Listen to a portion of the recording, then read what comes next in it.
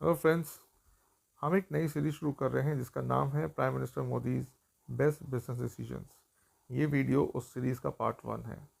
इसमें हम डिस्कस करने वाले हैं डिजिटल रुपी के बारे में।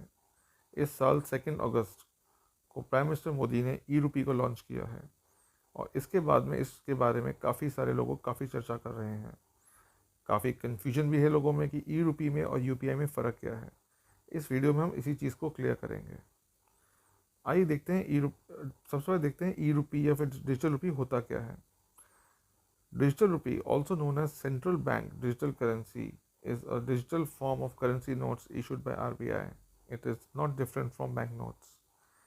ई रुपी, डिजिटल रुपी या जिसको और बोलते हैं CBDC, central bank digital currency, ये एग्जैक्टली वैसा ही होता है जैसा एक करेंसी नोट होता है। बस फ़र्क ये है कि फ़िज़िकल फॉर्म में नहीं होता है।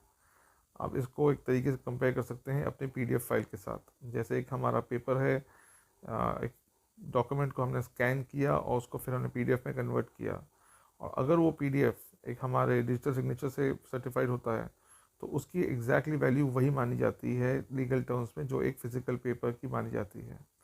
सिमिलरली जो डिजिटल करेंसी है ये भी RBI ही इशू करती है, जैसे फ़िज़िकल नोट्स को RBI प्रिंट करती है। तो इसलिए ये आप मान के चलिए कि अगर आपके पास डिजिटल रुपी है तो that is as good as your currency note. अब हम लोग देखते हैं डिजिटल रुपी में और यूपीआई में फ़र्क क्या है। ये एक कन्फ्यूजन लोगों में बहुत टाइम से चल रहा है, बिकॉज एक फंडामेंटली जो सुनने में लगता है यूसेज डिजिटल रुपी का या ई रुपी का, वो एग्जैक्टली सिमिलर लगता है हमें यूपीआई से। लेट्स सी क्या होता है। UPI is unified payment interface, is a real time payment system for instant money transfer between two bank accounts held in participating banks in India. UPI is hence backed by physical currency, whereas digital rupee is a legal tender in itself and need not necessarily be backed up by physical currency. तो इसमें ये समझाया जा रहा है कि UPI जो होता है वो एक रियल टाइम पेमेंट सिस्टम होता है। जैसे आपको अगर थोड़ा बहुत ध्यान हो कि पहले बैंक्स में हम लोग जब ऑनलाइन ट्रांसफ़र करते थे, अभी भी करते हैं, तो एक RTD सिस्टम होता है जिसमें रियल टाइम ट्रांसफ़र हो जाता है पैसा।